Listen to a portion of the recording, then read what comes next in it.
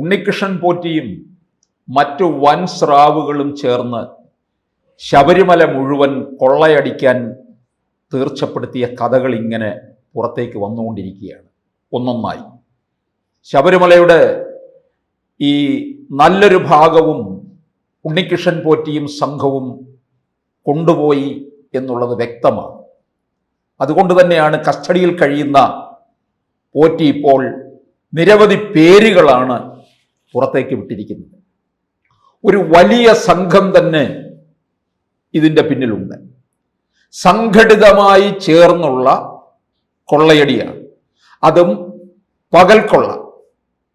തീർത്ഥാടന കാലവും മാസപൂജയും സമയത്ത് മാത്രമല്ല, നട അടച്ചിരിക്കുന്ന സമയങ്ങളിൽ പോലും ഈ സംഘാംഗങ്ങൾ ശബരിമല സന്നിധാനത്ത് കയറിയിട്ടുണ്ട് എന്നാണ് പൊതുവെ അറിയാൻ കഴിയുന്നത്.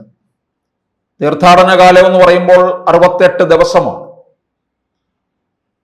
അത് കഴിഞ്ഞാൽ പിന്നീട് മലയാള മാസത്തിലെ 5 ദിവസം, പിന്നീട് ഓണം, വിഷു, ഉത്സവം, ഇങ്ങനെയുള്ള അവസരങ്ങളിൽ 10 ദിവസം വീതം. ബാക്കിയുള്ള സമയങ്ങളിലെല്ലാം തന്നെ നട അടച്ചിരിക്കുകയാണ്. പമ്പ വരെ ആർക്കും എത്താം. പമ്പയിൽ നിന്ന് അങ്ങോട്ടേക്ക് കയറണമെന്നുണ്ടെങ്കിൽ സാധാരണക്കാരായിട്ടുള്ള ആർക്കും അങ്ങോട്ട് കടത്തിവിടത്തില്ല. അവിടെ ഗാർഡ് റൂം ഉണ്ട്, അവിടെ സുരക്ഷാ സംവിധാനങ്ങളൊക്കെ ഉണ്ട്. പക്ഷേ ദേവസ്വം ജീവനക്കാർക്കും ഈ ശാന്തിക്കാരായിട്ടുള്ളവർക്കും അങ്ങോട്ടേക്ക് കടക്കാം, പ്രത്യേക അനുമതിയോടുകൂടി. ശാന്തിക്കാരായിട്ടുള്ളവർക്കെന്ന് പറയുമ്പോൾ ശബരിമലയിലും മാളികപ്പുറത്തും പുറപ്പെടാ മേൽശാന്തിമാരാണുള്ളത്. അവർ സന്നിധാനത്ത് തന്നെ ക്യാമ്പ് ചെയ്യുകയാണ്. 1996 പുറപ്പെടാ മേൽശാന്തി വന്നത്. അതിനു മുമ്പ് നട അടച്ചു കഴിഞ്ഞാൽ ശാന്തിക്കാരും അങ്ങ് അവരവരുടെ വീടുകളിലേക്ക് പോവുകയാണ് ചെയ്യുന്നത്. 1996 മുതലാണ് തിരുവിതാംകൂർ ദേവസ്വം ബോർഡ് പുറപ്പെടാ മേൽശാന്തി എന്നുള്ള രീതിയിൽ അവിടെ തന്നെ താമസിക്കണം എന്ന് തീർച്ചപ്പെടുത്തിയിട്ടുള്ളത്. ആ സമയത്ത് ഈ മേൽശാന്തിമാർക്ക് സഹായിയായിട്ട് മറ്റ് കീഴ്ശാന്തിക്കാര് അല്ലെങ്കിൽ പരികർമ്മികളും അവിടെ മാറി മാറി നിൽക്കാറുണ്ട് ഇവരുടെ സഹായത്തിന് വേണ്ടി.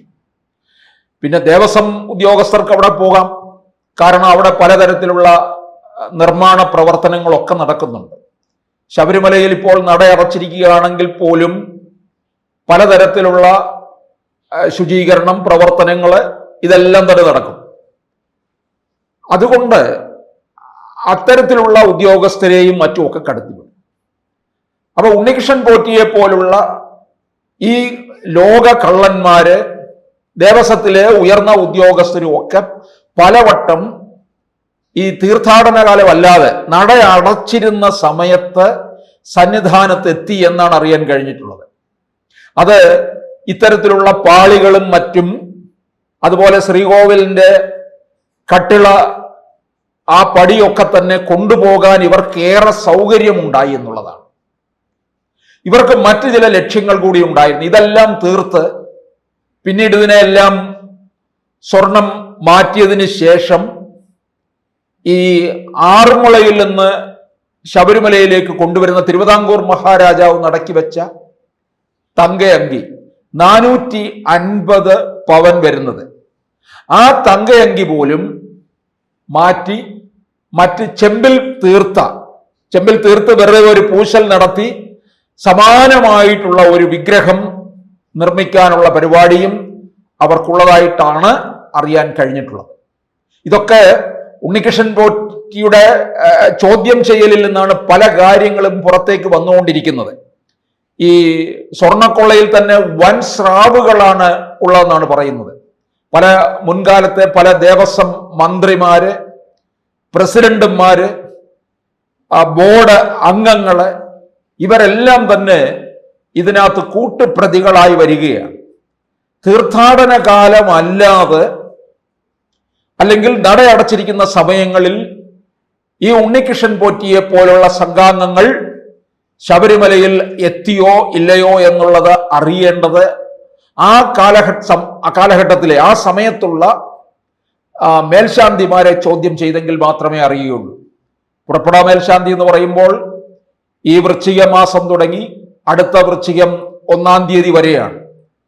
അപ്പോൾ ഈ രണ്ടിടത്തെയും മേൽശാന്തിമാരെ, അതായത് സന്നിധാനത്തിലെയും മാളികപ്പുറത്തെയും മേൽശാന്തിമാരെ ചോദ്യം ചെയ്തു കഴിഞ്ഞാൽ അറിയാൻ കഴിയും. അതായത് ഉണ്ണികൃഷ്ണൻ പോറ്റിയും മറ്റ് സംഘാംഗങ്ങളും ഈ നട അടച്ചിരിക്കുന്ന വേളയിൽ അവിടെ എത്തിയോ എന്നുള്ളത്. അങ്ങനെ എത്തിയിട്ടുണ്ടെന്നുണ്ടെങ്കിൽ അതിനകത്ത് വളരെ നിഗൂഢമായിട്ടുള്ള പല ലക്ഷ്യങ്ങളും ഉണ്ടായിരുന്നു എന്നുള്ളതാണ്. അതുപോലെ ഇപ്പോൾ ഉയരുന്ന മറ്റൊരു സംശയം, ഭക്തർ ഈ കാണിക്ക അർപ്പിക്കുമ്പോൾ നാണയം അങ്ങോട്ടേക്ക് ഇടുന്നത് പോലെ തന്നെ ഈ സ്വർണ്ണ കോയിൻ പോലും അങ്ങോട്ടേക്ക് ഇടാറുണ്ട്. അത് 1/4 പവനായാലും 1/2 പവനായാലും 1 പവനായാലും 5 പവനായാലും ഭക്തിയോടുകൂടി വരുന്ന, എല്ലാം തനിക്ക് അയ്യപ്പനാണ് നൽകിയത്, തൻ്റെ വ്യവസായം പുരോഗതി ഉണ്ടായത്, തൻ്റെ ജീവിതത്തിലെ ഉയർച്ച ഉണ്ടായത് എന്നവർ വിശ്വസിക്കുമ്പോൾ അടുത്ത തീർത്ഥാടന കാലത്ത് വരുമ്പോൾ കൊടുക്കുന്ന ഒരു കാണിക്കയാണ്. അത് ഈ പണമൊക്കെ അങ്ങോട്ടേക്ക് ഇടുന്ന കാണിക്ക വഞ്ചിയിലേക്കാണ് ചെന്ന് വീഴുന്നത്. അത് പ്രത്യേകം ബെൽറ്റ് വഴി താഴെ ഒരു മുറിയിലേക്ക് ചെല്ലുന്നു. അവിടെ നിന്ന് വേർതിരിച്ചാണ് പോകുന്നത്.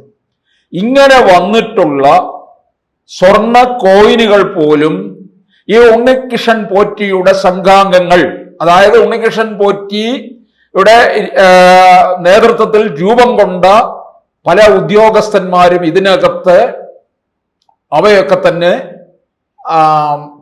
സ്വന്തമാക്കിയിട്ടുണ്ട് എന്നാണ് അറിയാൻ കഴിയുന്നത്. കാരണം അതിന് പ്രത്യേകിച്ച് ഒരു രേഖകൾ പോലും ഇല്ലാതായി തീർന്നിരിക്കുകയാണ്. മറ്റേതെങ്കിലും തരത്തിലുള്ള അറ്റകുറ്റപ്പണികൾക്ക് കൊണ്ടുപോകുമ്പോൾ പ്രത്യേക മഹസറൊക്കെ രേഖപ്പെടുത്തുന്നു.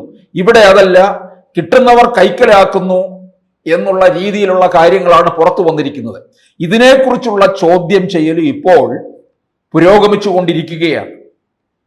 എന്തായാലും ഈ ശബരിമല ശ്രീകോവില് സ്വർണം പൊതിയുന്നതിന് മുമ്പ് ചെമ്പിലായിരുന്നു, ചെമ്പ് പാളികളായിരുന്നു. അപ്പോൾ അന്നും നമ്മൾ പറഞ്ഞിരുന്നത് പൊന്നമ്പല വാസൻ എന്നാണ് പറഞ്ഞിരുന്നത്. ശബരിമലയിൽ തങ്ക സൂര്യോദയം എന്നാണ് വർഷങ്ങൾക്ക് മുമ്പ് കവി തന്നെ എഴുതിയിട്ടുള്ളത്.